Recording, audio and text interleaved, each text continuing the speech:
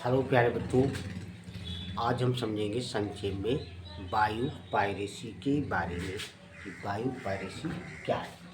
तो जो अविकसित देश होते हैं यानी विकासशील देश होते हैं, तो वहाँ के यानी बहुत से जैविक संसाधन जो होते हैं, जैविक संसाधन का मतलब जैसे यहाँ पेड़ पौधे, तो ये सब जैविक संसाधन में आते हैं।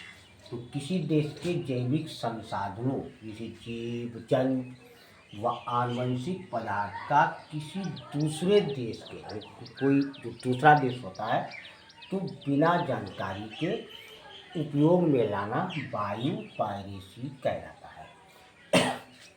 जैसे विकासशील व जो अविकसित देश की जो जैविक संपदा एवं इससे संबंधित जो प्रचुर ज्ञान का विकसित देश व्यापारिक स्तर पर लाभ उठा रहे हैं, क्योंकि जो अविकसित तथा विकासशील देशों में विभिन्न तकनीकों का अभाव है यानी कमी है। जो अविकसित देश होते हैं, विकासशील देश, वहाँ तकनीकों की कमी होती है।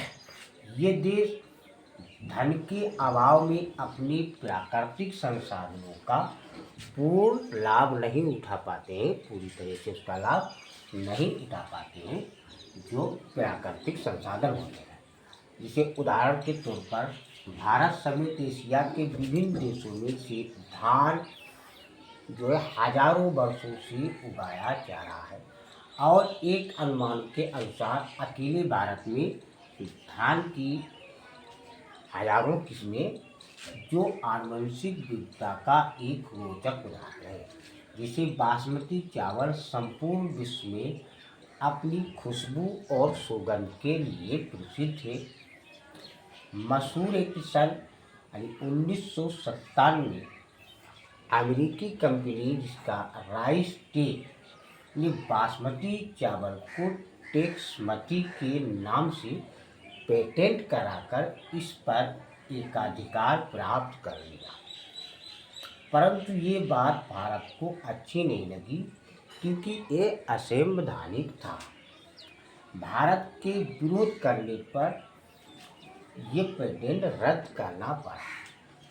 बहुराष्ट्रीय कंपनियां तथा विकसित देश अन्य देशों के प्राकृतिक संसाधनों को पेटेंट कराकर उनके उपयोग पर एकाधिकार प्राप्त कर लेते हैं।